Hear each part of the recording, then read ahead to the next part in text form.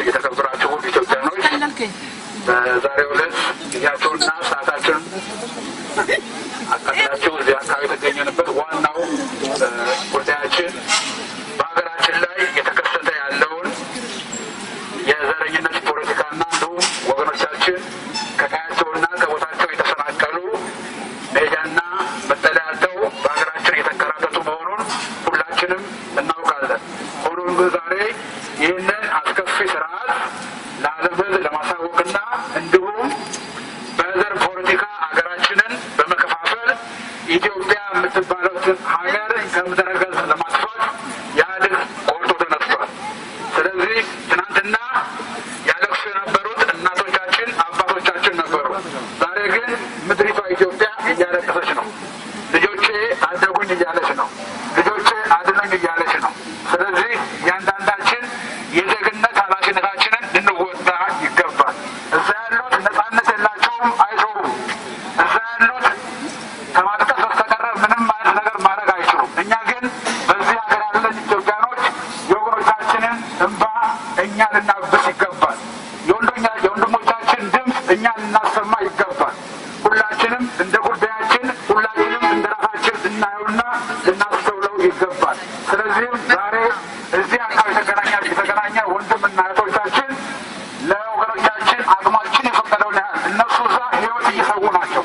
እነሱ እዛ እየሞቱ ናቸው። እኛ ግን በድምፃችን ለሚመለከተው ሁሉ ለመጮህ ለመፈክርም ሆነ ማንኛውም ነገር ለማስተጋባት እዚህ ተገኝተናል። ሁላችንም መፈክር የሚሉ አሉ እያልን ድምፃችን እንድናሰማ በኢትዮጵያ ህዝብ ስም እጠይቃለሁ። አሁን በመቀጠል ስለ አንዳንድ ጉዳዮች ወይም ስለ ሀገሪቷ ተጨባጭ ሁኔታ አቶ ሹሜ በአማርኛ ንግግር ያደርጉልናል።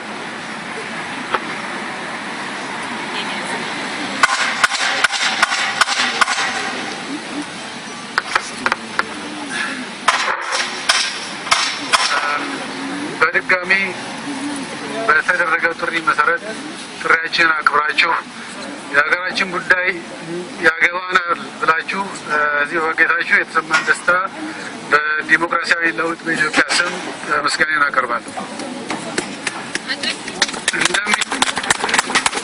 እንደሚታወቀው አምባገነኑ የኢህአዴግ መንግስት የሚከተለው ቋንቋን መሰረት ያደረገ ፌዴራሊዝምና የስርዓቱ አራማጆች ካላቸው የስልጣን እድሜ የማራዘም ጉጉት ተደማምረው ለሀገራችን እንዲሁም ተቻችሎ ተዋልዶ ተዛምዶና ተዋዶ ለዘመናት ይኖር ለነበረው የኢትዮጵያ ሕዝብ ግልጽና አስፈሪ አደጋ ወደ መሆን እየደረሰ መሆኑ በግላጭ እየታየ ነው።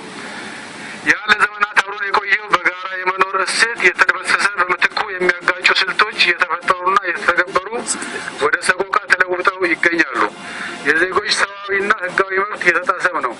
በኢትዮጵያችን ውስጥ አብሮ የመኖር ከቦታ ቦታ የመዘዋወርና በፈለጉት ቦታ ሀብት የማፍራት ህልውና እያከተመ መጥቷል። ለዚህ ክፉ ድርጊት ተጠያቂ የሚሆነው ደግሞ የዜጎችን የመዘዋወር መብትና ሀብት የማፍራት መብት ማረጋገጥ የተሳነው መንግስት ብቻ ነው። ገዢው ፓርቲ ኃላፊነቱን በመዘንጋት እና ስህተትን በማረፍ ፋንታ ፋፎ በመቀጠል ዜጎች ሀብትና ንብረታቸው የተዘረፈ መባረራቸውን ቀጥለዋል። ይህም በጋምቤላና በቤንሻንጉል በከፋ መልኩ እየተተገበረ ነው።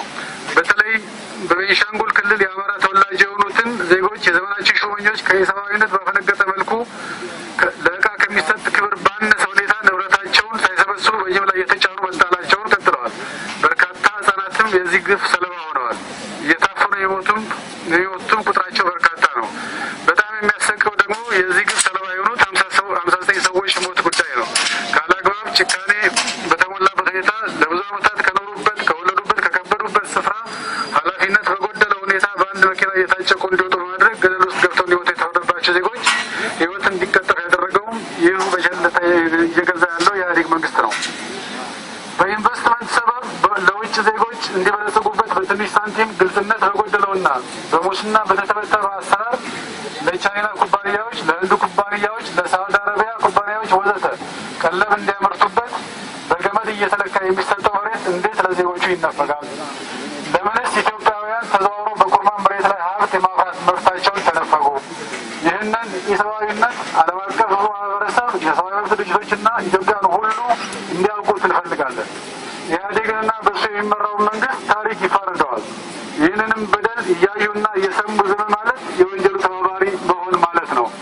ዛሬውኑ ተቃውሟችንን፣ ጩኸታችንን እናሰማ። በደል፣ ሰቆቃ በቃ እንላለን።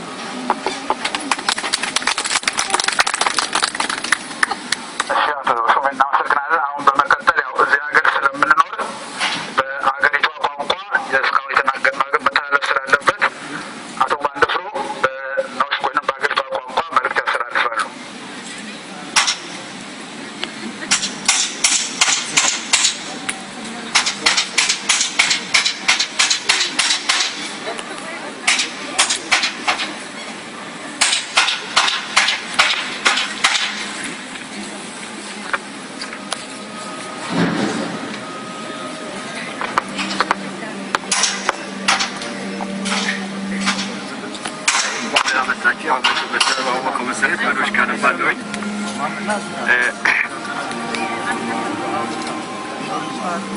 Kära demonstranter, vi samlet i dag for å vise vår lokalpolitikere og samfunnet vårt engasjement mot brudd på menneskerettigheter som skjer på en brutal og diktatursmåte av regimet i Etiopia.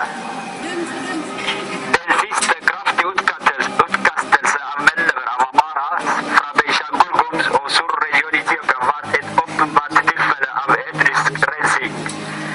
Dette er en alvorlig kriminal og rasistisk handling som strider mot alle vedtatte menneskerettigheter. Utkastelse har blitt gjort på en umenneskelig måte og har medført at en rekke uskyldige mennesker, inkludert barn og kvinner, har blitt drept. Talsmenn fra menneskerettigheter har bekreftet at deportasjonen er ulovlig i henhold til etiopiske og internasjonale lover.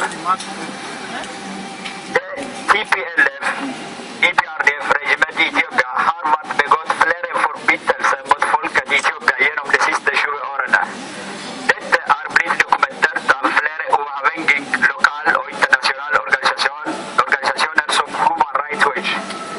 Jeg gjentar at en rekke uskyldige etiopiere, inkludert aktivister og journalister som har kritisert TPLF, har blitt drept, torturt og fengslet og tvunget til å flykte ut av landet. Kjære demonstranter, vi etiopiere og venner av oss etiopiere som bor i Norge, fordømmer sterkt dette barbarisk akt av utkastelse av etnisk fra Oromo, Gambella og Nili av Amaras fra Benshangul Gumuz og Surli og andre deler av Etiopia. Også fordømmer alle menneskelige rettighetsgrunnsomhet begått av TPLF.